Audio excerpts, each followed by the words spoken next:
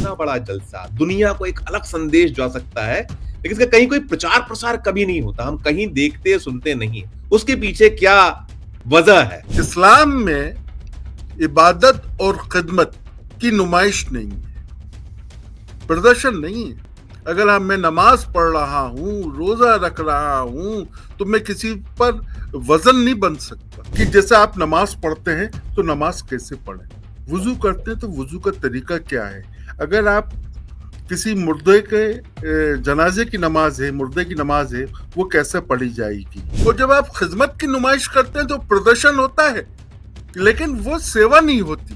क्योंकि अगर आप प्रचार प्रसार करेंगे तो प्रचार प्रसार करने की सबसे बड़ी हानि ये होती है कि उसकी जो मूल भावना होती है वो नहीं रहती। मुसलमानों का भारत से जो रिश्ता है वो बाबर के आने से पहले से है। ये जो बटेंगे कटेंगे वाली बात है, तो सबसे पहले फिर इनको कार्रवाई तो उन लोगों पे करना चाहिए जिन्होंने मुसलमानों को अपनी फौज में रखा, जिनको आप वीर कह रहे हो, जिनके नाम के साथ उनकी फौज का इतिहास तो जान लो। उसमें कौन थे? मुसलमान तो थे। भारत के डीएनए में परस्पर विश्वास है, आपसी सौहार्द है। यहाँ कोई भी मुसलमान हो या हिंदू हो या सिख हो या ईसाई हो, एक दूसरे के प्रति नफरत का भाव नहीं रखता। और ये जो बटेंगे कटेंगे, उन सबसे मेरा हाथ जोड़ के निवेदन है, अरे भैया आप तो बटेंगे कटेंगे के बजाय ये नारा लगाओ, भारत में सब जुड़ेंगे तो भारत बढ़ेंगे, भारत में बढ़ेंगे। नमस्कार, मैं हूं संजीव श्रीवास्तव। आप देख रहे हैं 4 PM न्यूज नेटवर्क।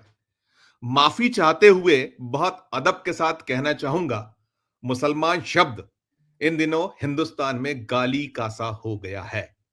उन पे शक शुबह बढ़ता ही चला जा रहा है। और जो बात मैं कह रहा हूं, मुसलमान भाई बहनों के साथ साथ शायद जो अन्य वो कौम, चाहे वो हिंदू हो और अन्य हो, जो हिंदुस्तान में अमन व अमान चाहते हैं, भाईचारा चाहते हैं, मेरी बात से जरूर जरूर इत्तेफाक जतलाएंगे।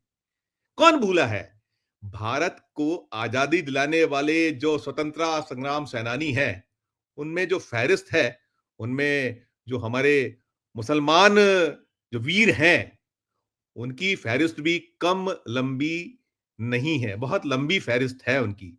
और हम जो बार बार गुनगुनाते हैं, गाते हैं, सारे जहां से अच्छा हिंदोस्ता हमारा, इसे लिखने वाले कौन है? इसे लिखने वाले भी तो एक वो जाबाज मुसलमान भाई हैं जो इस हमारे जज्बे को जगाते हैं, अल्लामा मोहम्मद इकबाल साहब। और मरहूम बिस्मिल्लाह खां साहब की शहनाई, उस पर हम सभी तो नाच करते हैं। और जाकिर हुसैन साहब जब तबले पर थाप देते हैं, तो कौन है ऐसा हिंदुस्तान का शख्स, ऐसा कौन सी कौम का शख्स जो झूम नहीं उठता हो? लेकिन क्या हालात हो गए इस देश के कि बटोगे तो कटोगे, एक रहोगे सेफ रहोगे, ऐसे ऐसे नारों में हम उलझ से गए हैं। और ये उलझन बहुत बार मन को दर्द पैदा करती है, मन में दुख अवसाद भरती है। लेकिन अब दौर है, और इस दौर में जैसा कुछ चल रहा है, तो कोशिश होती है कि अमनो अमान, भाईचारा, जब हम बार बार कहते हैं कि हिंदू मुस्लिम सिख ईसाई आपस में है भाई भाई, इसकी तलाश करने वाले भी कम नहीं है। और भले ही ये जो मुसलमान कौम है, जैसा मैंने कहा कि इन्हें शक की नजर से, निगाह से देखा जाए, लेकिन ये भी निरंतर नियमित कोशिश करते हैं कि जो हमारा हिंदुस्तान है, जिसे सभी को जिस पर नाज है, तो वो मोहब्बत, वो भाईचारा, उसका पैगाम देते चले जाएं, कोशिश करते रहे कि ये जो वो हिंदुस्तान जिसमें एक दौर में जिसकी लगातार कहीं ना कहीं मिसाल दी जाती थी, तो वो मिसाल फिर कायम करें, ऐसी कोशिश होती है। और अभी भोपाल में मैं ये जो बात कर रहा हूं, इस वक्त एक सालाना एक जलसा होता है, वो चल रहा है। और आलमी तबलीगी इज्तिमा के नाम से उसे जाना जाता है। और बरसों बरस से, आजादी के बाद से निरंतर है, और आजादी के पहले भी इस ये जो था, ये जो है आलमी तबलीगी इज्तिमा होता रहा है, तो ये अभी चल रहा है। और इसमें जो मुसलमान भाई हैं, वो यही दुआ कर रहे हैं कि अमनो अमान, भाईचारा पैदा हो। तो ये सब कुछ जो है और जो हालात हैं, और ये जो जलसा एक होता है सालाना भोपाल में, जिसमें दुनिया भर से जमातें आती हैं, बहुत सारे मुल्क हैं, 3 दर्जन से ज्यादा मुल्कों से इस बार भी जमातें आई हुई हैं और हिंदुस्तान से तो आती ही आती हैं। तो हमने कहा चलिए अब ये सब दौर में इस पर भी बात की जाए।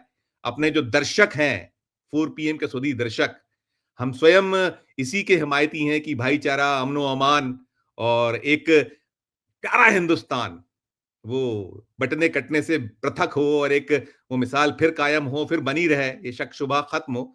तो इसी पर बात करने के लिए चलेंगे। एक बहुत खास मेहमान को हम अपने साथ जोड़ने जा रहे हैं। जुड़ गए हैं हमारे साथ बहुत खास मेहमान। नाम है अलीम बज़मी साहब। अलीम भाई, बहुत-बहुत स्वागत आपका। माफी जी चाहूंगा, धन्यवाद। थोड़ा लंबा एक मेरा जो ओपनिंग रिमार्क है हो गया, क्योंकि जो स्थिति है उससे कई बार मन दुखी होता है। हमने वो 1992 के दंगों में एक दूसरे को कोशिशें करते रहे थे कि वो जो है वो खत्म हो, और तमाम आपने हमने सबने मिलजुल कर कोशिशें की थी इस भोपाल में, और बाकी हम हमेशा यही दुआ करते हैं कि हमारा हिंदुस्तान सदा सदा एक मिसाल बना रहे और ये सब खत्म हो, ये दौर। तो पहले स्वागत, और मैं आगे बढ़ने के पहले, सिलसिला शुरू करने के पहले अलीम भाई का परिचय दे दूं। अलीम भाई 4.5 दशक से ज्यादा का पत्रकारिता का अनुभव, दैनिक भास्कर जो दुनिया के आज सबसे मशहूर एक प्रिंट मीडिया में से एक है, और बाकी तो उसके अब इलेक्ट्रॉनिक मीडिया में उसका प्रवेश है, वो डिजिटल मीडिया के तौर पर ख्यात है, तो दुनिया उसे जानती है। और 4 दशक से ज्यादा समय से अलीम भाई ये जो आलमी तबलीगी इज्तिमा भोपाल है उसे कवर अप कर रहे हैं। तो पुनः मैं अलीम भाई बहुत बहुत स्वागत करूंगा, शुरुआत यहीं से। जी धन्यवाद। ये जो है, क्या है इसका मकसद, क्या रहता है, थोड़ा सा पहले वो बताएं, और फिर ये जो मैंने शक शुबह और बाकी बातें की कि अब ये बटोगे तो कटोगे, एक है तो सेफ है, ये सब नारे कितना दुखी और द्रवित करते हैं, इस पर आपकी टिप्पणी अलीम भाई। देखिए, सबसे पहले तो मैं आप इज्तिमा का बता दूं कि इज्तिमा में मजहबी संदेश दिया जाता है, इंसानियत का संदेश दिया जाता है, चरित्र निर्माण की बात होती है, नैतिकता की शिक्षा होती है। इसके अतिरिक्त अन्य कोई विषय पर चर्चा नहीं होती। ठीक है। दूसरा जो आ, ये इज्तिमा जो है हिंदुस्तान के अलावा बांग्लादेश और पाकिस्तान में होता है।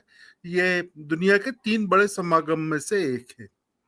इसमें आज की स्थिति में लगभग 11 लाख लोग आ चुके हैं, और मेरा ऐसा अनुमान है कि सुबह 9:30 बजे जब सामूहिक दुआ होगी तब ये संख्या और बढ़ जाएगी। ठीक है।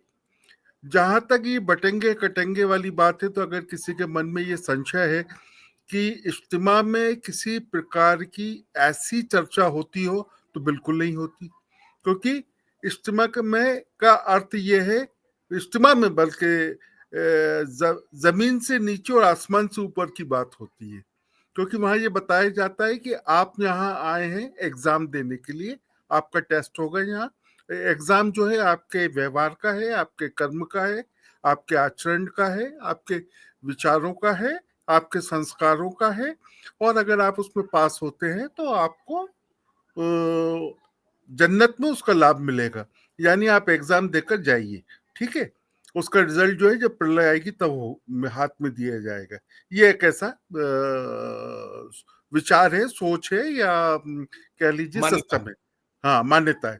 तो और इज्तिमा में ये आप सोचें कि योगी की कोई चर्चा होती हो, मोदी की कोई चर्चा होती हो, बीजेपी की चर्चा होती हो, कमल की चर्चा होती हो, या पंजे की हो, ईवीएम की हो, या और भी कुछ इस तरह का, तो दुनिया से जुड़ा हुआ किसी विषय पर चर्चा नहीं होती। वहां बहुत स्पष्ट है, वहां मजहबी तकरीर होती है, और मजहबी तकरीरों में मजहब से जुड़ी हुई, इंसानियत से जुड़ी हुई बातें होती हैं, भलाई से जुड़ी हुई बातें होती हैं। मतलब ये जो आजकल के जो वातावरण में जिस तरह का भी जो कुछ भी XYZ चल रहा है, या कहा जाता है, सुना जाता है, या व्यवहार में महसूस किया जाता है, इस प्रकार का वहां किसी भी तरह का संवाद या विषय नहीं होता। ये मैं बिल्कुल आपको बिल्कुल बताना चाह रहा था। बिल्कुल। एक चीज और भी अलीम भाई, देखिए हमारा जो भोपाल है अब आज की तारीख में लगभग लगभग 35-40 लाख के आसपास का एक हमारा शहर हो चुका है। हम पूरा मिला लें इसको तो 12 लाख के लगभग लोगों का आगमन, और एक स्वस्फूर्त उसको संचालन, जिसमें कि कहीं कोई तकलीफ नहीं, बस अड्डे, रेलवे स्टेशन, शहर, कहीं कोई अफरा तफरी का माहौल नहीं। और मैं इसलिए सवाल करता हूं कि बार बार मुस्लिम भाइयों को लेकर बड़ी बातें होती हैं, उनकी जो शिक्षा दीक्षा कम है, ये तो है ही है, बार बार निकल कर आता है उतना नहीं है, लेकिन इन सब के बीच इतना जबरदस्त आयोजन, इतना एक अनुशासन, इस पर जरूर चाहूंगा टिप्पणी आपकी, क्योंकि ये जो पूरे का पूरा है, जो 600 एकड़ के लगभग एरिया में ये पूरा आयोजन, 300 एकड़ में पार्किंग, करीब 200 एकड़ 100 एकड़ में पंडाल, तमाम के बीच ये कैसे कैसे क्या है, और कहीं कोई अफरा तफरी नहीं शहर में, कहीं कोई किसी को तकलीफ नहीं, इस पे जरूर रोशनी डालिएगा आप अलीम भाई। देखिए, ये जब आयोजन होता है तो उसकी तैयारियां उससे काफी पहले चालू हो जाती हैं, और उन तैयारियों में तमाम तरह के विषय होते हैं। जैसे ट्रैफिक सबसे बड़ा विषय, कि शहर को नुकसान ना हो, जमाते समय से इज्तिमा स्थल तक पहुंच जाए, और इज्तिमा स्थल से जुड़े हुए रोड पर व्यवहारिक दिक्कत नहीं आए, कहीं किसी भी इस तरफ का ट्रैफिक ना रुके। तो उसको लेकर स्वयं सेवक अब स्वेच्छा से आगे आते हैं और अपनी अपनी जिम्मेदारी खुद मांगते हैं कि आप हमको ये जिम्मेदारी दीजिए, इस सड़क को हम संभालेंगे। ठीक है। इसी तरह से जो इंजीनियरिंग जानते हैं वो लोग आते हैं कि साहब मैं इलेक्ट्रिक के बारे में जानता हूँ, मुझे जिम्मेदारी दीजिए। जो वाटर सप्लाई के बारे में जानकारी रखते हैं वो उसकी जिम्मेदारी मांगते हैं। जो सॉलिड वेस्ट के डिस्पोजल करने की समझ रखते हैं वो उसकी जिम्मेदारी मांगते हैं। इसमें हमारे को सबसे बड़ी बात है, मैं धन्यवाद दूंगा, आभार व्यक्त करूंगा प्रशासन का। सरकारी महकमे के लोग भी आते हैं, वो कहते हैं हम भी आपको कोऑर्डिनेट करेंगे, मदद करेंगे, तो उनका भी मार्गदर्शन मिलता है। और जो आम आदमी है, आम तबका है, जिससे जो भी संभव होता है वो करता है। और वो ये देखता है कि अगर मैं परिवहन में कोई सहायता कर सकता हूँ, रेलवे स्टेशन पर अपनी गाड़ी लगाकर, बस स्टैंड पर अपनी गाड़ी लगाकर, और उन जमातियों को जो काफी संख्या में होते हैं उनको इज्तिमा स्थल तक पहुंचा सकता हूँ अपने स्वयं के खर्च पर, वो ये जिम्मेदारी उठाता है। ऐसी अनेकों अनेक काम लोग जो है स्व प्रेरणा से वहां आकर करते हैं, और ये सिलसिला काफी समय से पहले चालू हो जाता है। जैसे अगर आप देखेंगे, इज्तिमा शुरू होने से पहले कोई गड्ढे खोद रहा है, कोई टेंट के बांधने के लिए पाइप खड़े कर रहा है, कोई जो है ये सब कुछ वो अपने उससे करता है, उसमें कहीं कोई आपका सिंपली उसको मोटिवेशन है, इसके अलावा तो आप उससे बस कुछ बस नहीं है, उसका खाना पीना रहना या और जो व्यय है, क्या उसके पीछे क्या होता है, क्योंकि उसका यह है कि उसका जो आपकी भी, कौम में चंदा नहीं लिया जाना है, बिल्कुल क्लियर बिल्कुल है। बिल्कुल तो ये बिल्कुल पूरा आयोजन इतना भव्य, इतना बड़ा आयोजन, ये होता कैसे, और ये आज से नहीं, 1947 जब से देश आजाद हुआ तब से निरंतर हो रहा है। और एक दौर था कि एक दिन का, फिर 3 दिन का, बाद 4 दिन का आयोजन है कि 28 नवंबर को शुरू है, ये 2 दिसंबर को खत्म होगा। क्या देखिए इसके थोड़ा सा इसकी भी इतिहास के बारे में बताइएगा प्लीज। देखिए ये वैसे तो 1944 में मौलाना मिस्कीन साहब, सुलेमान नदवी साहब, पीर नन्ही मियां मरहूम के विचार से ये मामला आगे बढ़ा, और 1944 से 1947 तक आते आते इसने एक बड़ा रूप ले लिया, और ये मस्जिद शकूर खां में होने लगा। और जब ये संख्या बढ़ी तो ताजुल मसाजिद में 10 साल बाद शिफ्ट हो गया, और फिर 2005 में ताजुल मसाजिद में जब जगह नहीं बची, संख्या बढ़ गई, तो ये घासीपुरा ईट खेड़ी में शिफ्ट हो गया। अब इस इज्तिमा के अंदर जहां पहले 4 से 14 हुए, आज 14 से 14 लाख लोगों की भागीदारी इसमें होने लगी है। तो उसी हिसाब से इंतजाम बनाए गए कि पहले जब छोटे रूप में था तो उसका प्रबंध अलग तरह का था, आज ये बड़े रूप में है तो उसका प्रबंध अलग तरह का है। और इस इज्तिमा के चलते हुए ये सबको जिम्मेदारी दी गई है कि वो अपने अपने काम को बेहतर तरीके से अंजाम तक दें।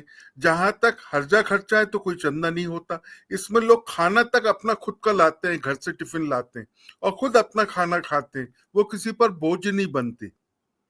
वो ना अपेक्षा करते हैं कि आयोजकों में से कोई उन्हें टिफिन दे, और वो स्वयं आयोजक होते हैं, वो स्वयं आयोजक की भूमिका में रहकर ये काम करते हैं। हमारे तबलीगी इज्तिमा के मुखिया है इकबाल हफीज साहब, और उनके साहबजादे उमर हफीज साहब, ये लोग पिछले 11 महीने से लगातार इस काम में जुटे हुए हैं। उनके साथ एक पूरी टीम है, और उनका व्यवहार इतना मीठा है कि सभी लोग उनके साथ जुड़े हुए हैं, और सब लोग उनके साथ कंधे से कंधा मिलाकर इस सेवा के काम में सहयोग कर रहे हैं। तो ये आयोजन इसलिए भी सफल है क्योंकि देखिए, एक और आपको खास बात बता दूं, मुसलमान स्वभाव शब्द से जुगाड़ू है।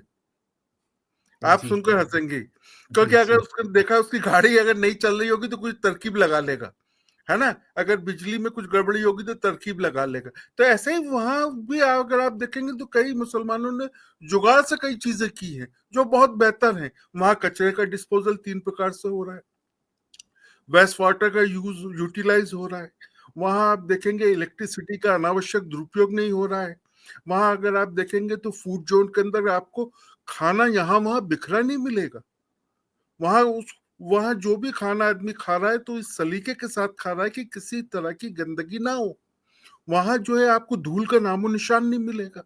वहां आपको ये नहीं कि कहीं गुटखे के या किसी चिप्स के रेपर आपको दिखने को मिलेंगे, ना कागज के टुकड़े फैले हुए मिलेंगे। आदमी स्वेच्छा से अगर किसी को दिख रहा है तो खुद स्व प्रेरणा से उठाकर उसे डस्टबिन में डाल रहा है, और डस्टबिन वाले भी देख रहे हैं कि अच्छा ये भर गया, वो चुपचाप आए, अपना डस्टबिन उठाया और उसको लेकर चले गए, या अपने बैग के अंदर पूरा कचरा जो है उसे खाली कर लिया और जहां उनको डिस्पोज करना है वहां ले जाकर डाला है।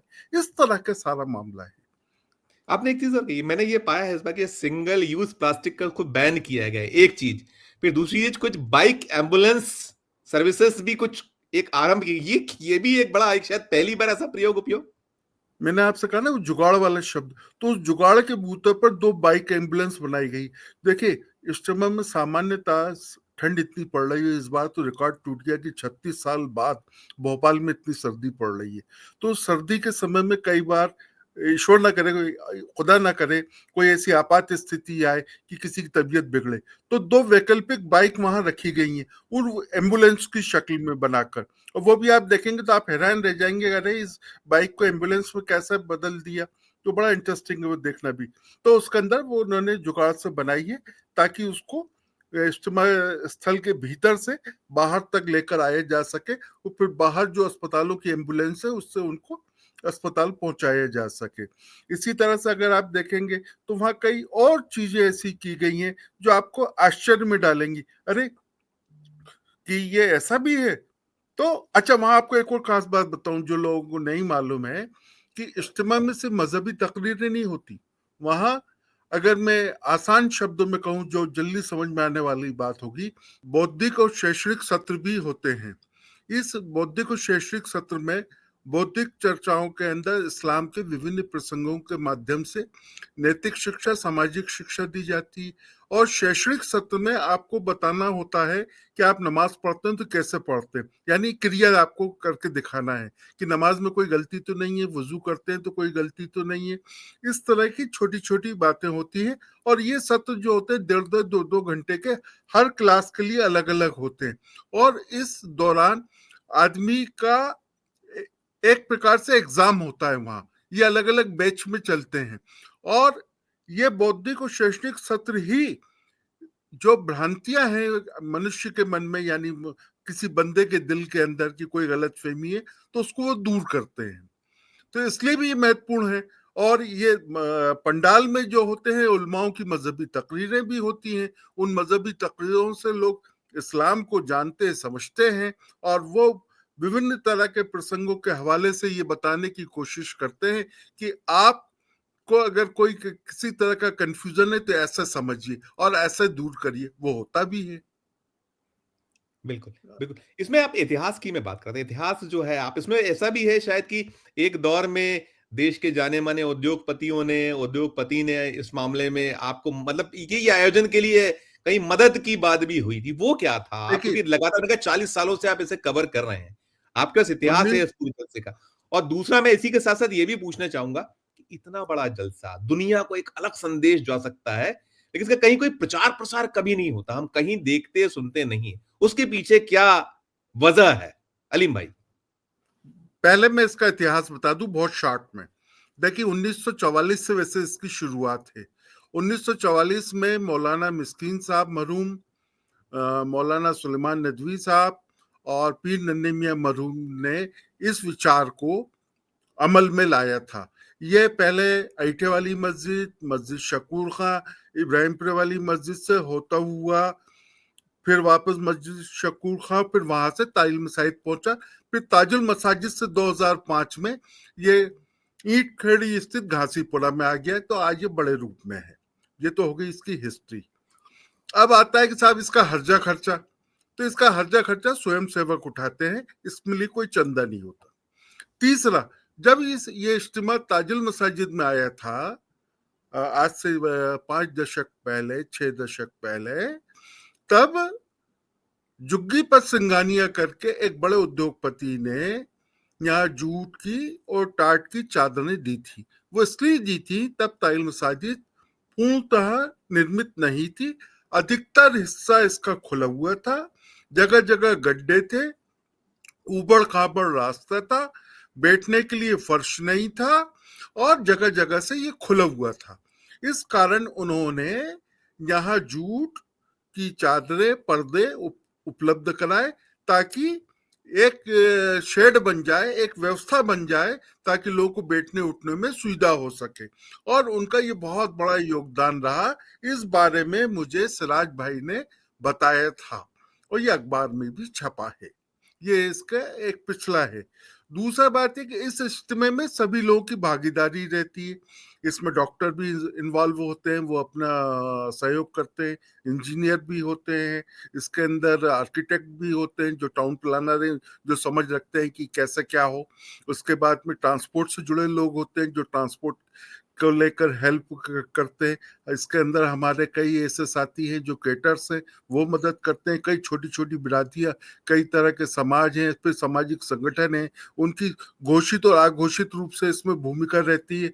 और सबसे बड़ा सहयोग प्रशासन का मिलता है। प्रशासन की ओर से बहुत सहयोग मिलता है। वो लोग देखते हैं, उनकी चौकी भी है वहाँ, प्रशासन का एक कंट्रोल रूम भी बना हुआ है। प्रचार प्रसार नहीं होता है अलीम भाई, क्या है इसके? और ये देखिए, हाँ, ये बहुत अच्छी बात है और ये आपने, मैं आभारी हूं आपके इस सवाल के लिए। देखिए, इस्लाम में इबादत और खिदमत की नुमाइश नहीं है, प्रदर्शन नहीं है। अगर मैं नमाज पढ़ रहा हूं, रोजा रख रहा हूं, तो मैं किसी पर वजन नहीं बन सकता। वो मेरा व्यक्तिगत मामला है। मैं इबादत मेरा व्यक्तिगत है और मैं सेवा कर रहा हूं तो वो भी मेरा व्यक्तिगत है, मेरा उससे सौदा है। वो जो, और मेरी जो नेकियां वो सीएनएफ का काम करेंगी, कैरियर एंड फॉरवर्डिंग मेरी लाइफ में। और जब आप इबादत की नुमाइश करते हैं तो फिर वो इबादत नहीं रह जाती, और जब आप खिदमत की नुमाइश करते हैं तो प्रदर्शन होता है, लेकिन वो सेवा नहीं होती। क्योंकि अगर आप प्रचार प्रसार करेंगे तो प्रचार प्रसार करने की सबसे बड़ी हानि ये होती है कि उसकी जो मूल भावना होती है वो नहीं रहती। मूल भावना जो है सेवा की है, आपकी इबादत की है, तो उसमें आप अन्य किसी को शामिल नहीं कर सकते, शरीक नहीं कर सकते। इसीलिए आपने इज्तिमा का ना तो कोई विज्ञापन देखा होगा, किसी टीवी चैनल पे खबर नहीं, किसी अखबार में विज्ञापन नहीं, और ना ही कोई फुटेज नहीं, कोई फुटेज नहीं, सिंगल नहीं, और ना ही कोई आपको वहां बाइट देता हुआ मिलेगा, ना ही वहां टीवी चैनल अलाउ है। आपको ये बता दूं, इज्तिमा स्थल पर टीवी चैनल, न्यूज़पेपर्स के फोटो जर्नलिस्ट वहां अलाउ नहीं है। वहां वीडियोग्राफी की सख्त मनाही है, फोटोग्राफी की सख्त मनाही है। क्योंकि मैं फिर अपनी मूल बात पर लौटता हूं, जो विभिन्न माध्यमों से भी आपको सुनने को मिलेगी कि इबादत में, खिदमत में नुमाइश नहीं है, हम प्रचार नहीं करना। हमें, आप जो भी सेवा का काम कर रहे हैं, खिदमत का काम कर रहे हैं, दीन का काम कर रहे हैं, रहमत इलाही का पैगाम बढ़ाने का काम कर रहे हैं, उसकी प्लीज नुमाइश मत करिए। ये हमारे बुजुर्गों का संदेश भी है और हमारी मान्यता भी है, और इसके पीछे भी एक व्यापक दृष्टिकोण है। और वो व्यापक दृष्टिकोण ये है कि बंदा अपने रब से सीएनएफ सिस्टम कायम करे, यानी कैरियर एंड फॉरवर्डिंग, नेकियां कर और रब पर छोड़ दे, वो उसका परिणाम देगा। ऐसी मान्यता है। बिल्कुल बिल्कुल। अली भाई, एक और बड़ी मतलब ऐसा सवाल है, वही बटना कटना और तमाम जो अब हालात देखिए, हैं ये देश तो के, मैंने जहां से शुरू किया, मैं इसमें सवाल मेरा हाँ, ये है उसको मैं अली भाई। जवाब दूंगा आपको। हाँ बिल्कुल, वो भी मैं चाहूंगा। मैं आपसे सवाल ये देखिए, करना चाहता, मैं सवाल आपको, मैं समझ गया, मैं उसी को पूरा करूँ आपके मैं सवाल इसमें का और जोड़ आपको। रहा हूँ, इसमें एक चीज और जोड़ रहा हूँ, इसमें एक चीज ये जोड़ता हूँ कि बड़ा जनरल सा एक, कहीं भी कुछ हो, जैसे मैंने शुरुआत में अपने ओपनिंग रिमार्क में कहा कि मुसलमानों को लेकर एक शक करना, उनकी देशभक्ति, उनके जज्बे को बार बार कहीं ठेस पहुंचाना, और साथ साथ ये कह देना कि चले जाइए पाकिस्तान, बहुत कॉमन सी बात है। अभी हम पीछे 1 डेढ़ 2 दशक में देख रहे हैं। और बड़े दिलचस्प सी बात यह है कि इस जो आपका जलसा है इतना बड़ा, इतने बरसों से हो रहा है, शायद 77 सालों से आप पाकिस्तान को जगह नहीं दे रहे हैं इस जलसे में। उस पर भी बिल्कुल टिप्पणी बिल्कुल करिएगा अलीम भाई। बिल्कुल बिल्कुल बिल्कुल।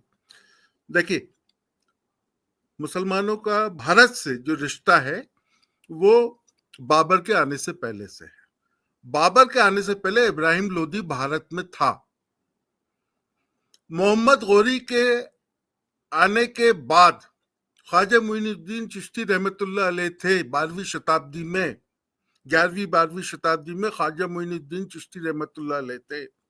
उसके बाद जब मुगल काल चालू होता है तब मुसलमान भारत में अल्पसंख्यक थे, हिंदू बहुसंख्यक थे।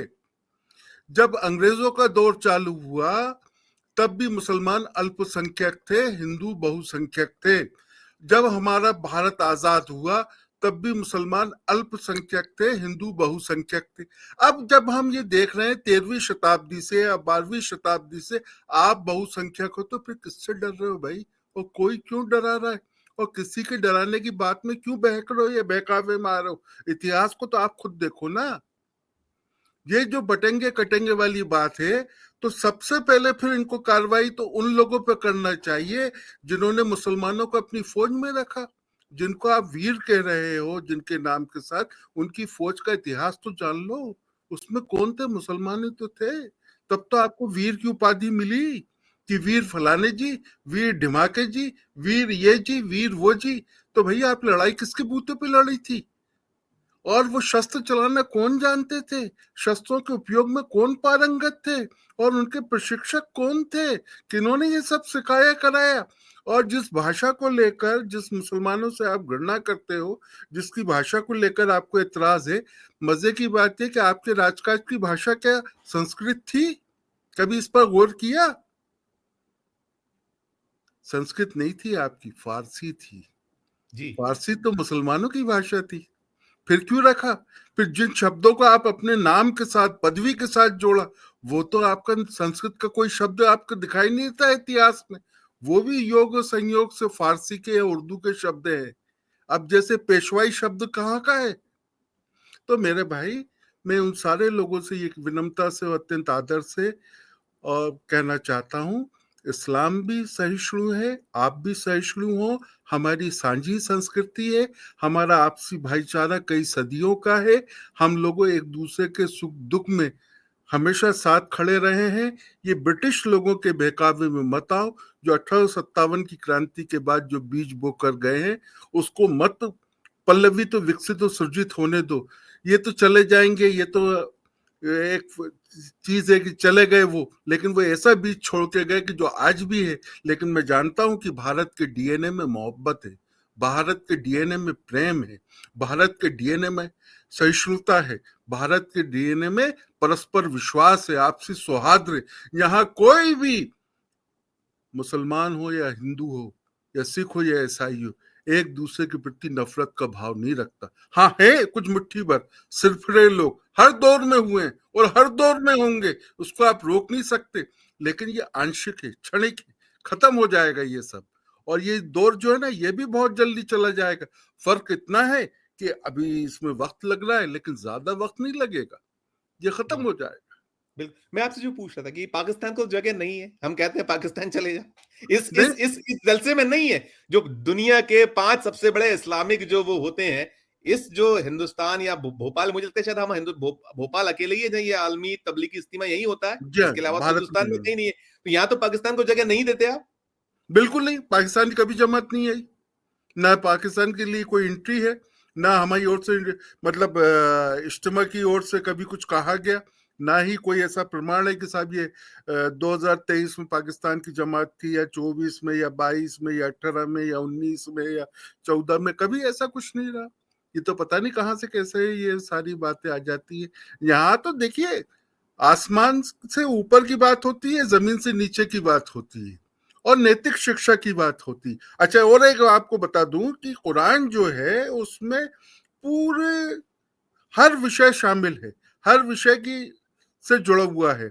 इसलिए ये हम लोगों को हर आयत के साथ, हर सजदे के साथ हम अपनी मादरे वतन से मोहब्बत करते हैं। जैसे अब आप मिसाल के तौर पर, अगर आप 2 बार ये बार बार उठता है कि संविधान से आप मोहब्बत नहीं करते, ये बहुत ब्लेम होते हैं आप हाँ लोग।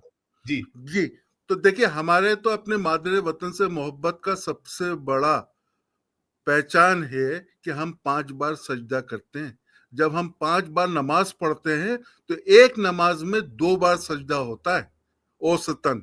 वैसे हम इससे ज्यादा सजदा करते हैं, है ना?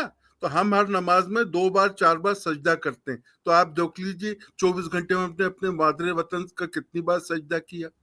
हम जब भी कोई बात होती है तो हम अपने मादरे वतन को अव्वल पाते हैं। हम अपने आइन से मोहब्बत करते हैं। हमारे आइन ने जो फैसला दिया या उसके फैसले को, उसके कानून को हम समझते हैं और उस पर चलते हैं, अमल करते हैं। इसीलिए हिंदुस्तान से हम मोहब्बत करते हैं। देखिए, जिनको पाकिस्तान चाहिए था वो चले गए, जिनको चाहिए था, और जिनको नहीं चाहिए था नहीं गए। वो महात्मा गांधी के साथ रहे। महात्मा गांधी ने कहा ये देश तुम्हारा है, तो हजारों, उस समय हजारों लाखों मुसलमानों का हाँ हमारा है, हम महात्मा जी के साथ हैं। यही कारण था कि आज भारत में मुसलमान हैं, और जिनको पाकिस्तान की जरूरत थी चले गए।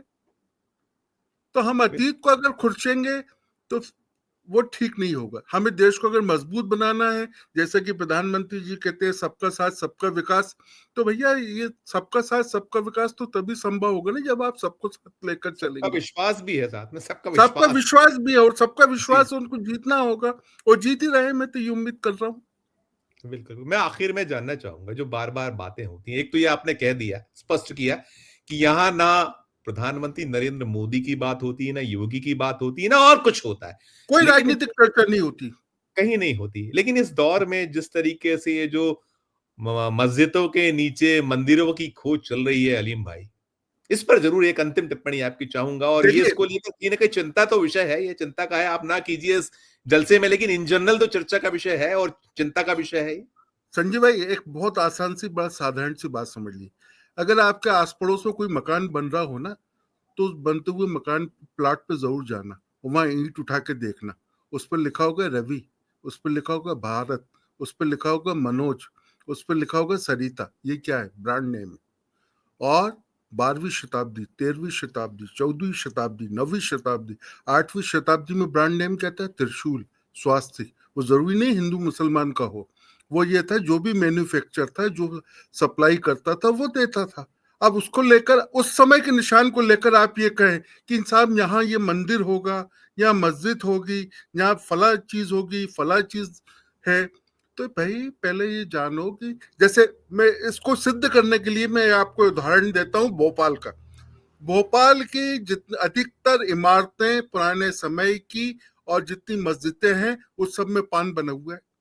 अब पान जो है गोंड का टेंट मार के, वो गोंड जो थे, जो भी निर्माण करते थे, गोंड कारीगर, जो गोंड कारीगर निर्माण करते थे वो पान बनाते थे।